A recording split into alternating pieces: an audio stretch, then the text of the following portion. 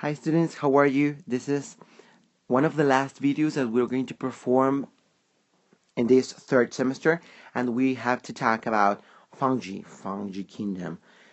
Now, as you can see in the picture, there are a lot of different forms of fungi or fungus in this case.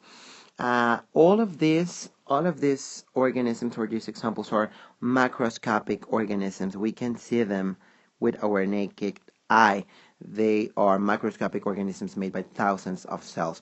But let's talk about the general characteristics of the whole kingdom fungi. Well, first of all, remember they are eukaryotic cells. Again, they have a nucleus. Once again, I place this picture. This is a real microscopic photography to observe the DNA of a eukaryotic cell and the nucleus.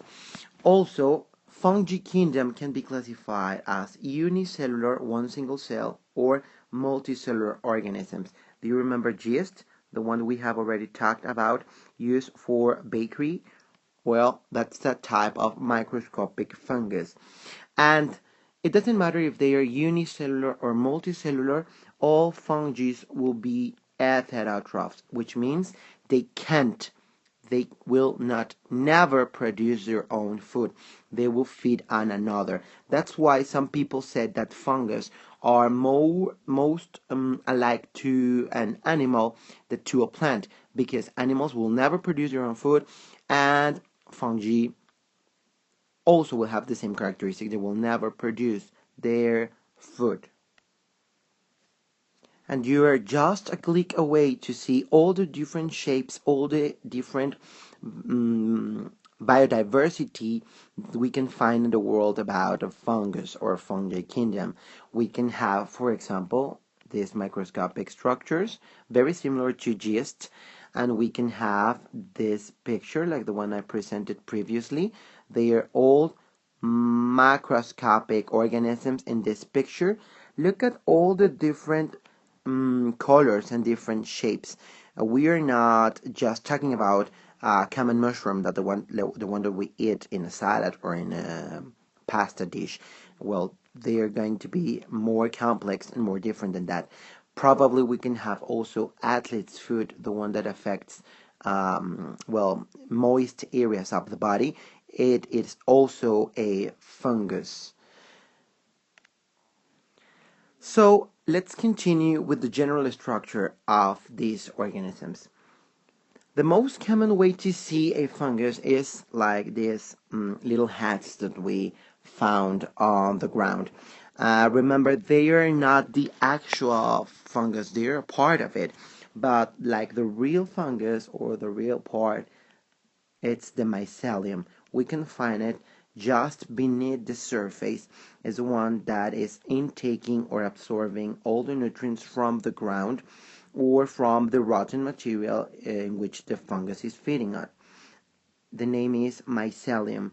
Once the mycelium wants to reproduce, they're going to create these reproductive structures, the common thing or the common mushroom.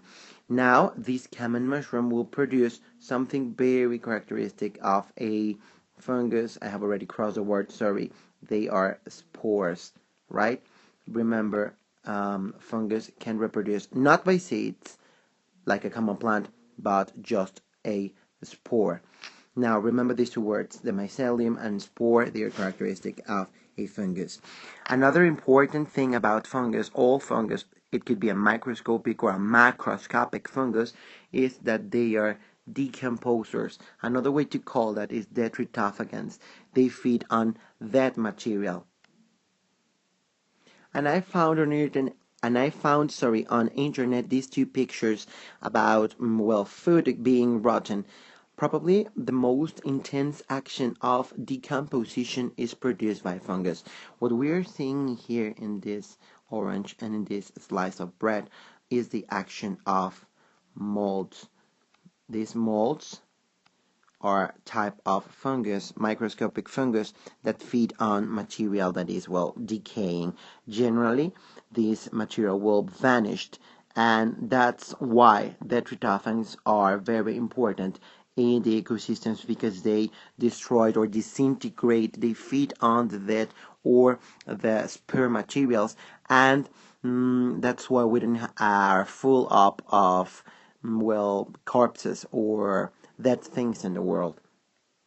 So I found this image for you to remember that fungi and bacteria are the main types of decomposers. They consume dead plants, animals, and any other form of rotten or spare material and return them to the soil. So that's the way nature recycles the nutrients. Also, I found on internet this picture that could be helpful to remember the mycelia. This is how we see the mycelia in a microscope, or mycelium. Remember the actual part of the fungus that is absorbing the nutrients. The little structures like the mushroom that we have are just reproductive structures. And finally, another characteristic of fungus is that their cells are surrounded by a cell wall. This is similar to the thing that happens with plants, but remember that in fungus, we are talking about a cells that does not have chloroplast. Remember the organelle that performs photosynthesis?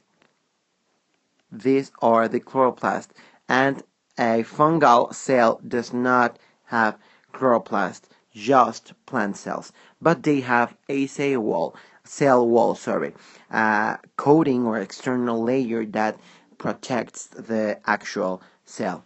Well, I hope that this video is also useful to know the general structure of a fungus. Remember, just a click away of finding a lot of different a lot of different pictures about fungus, and I hope that well this set of videos can help you to have a better grade at the exam and also to have a better comprehension about biological kingdoms.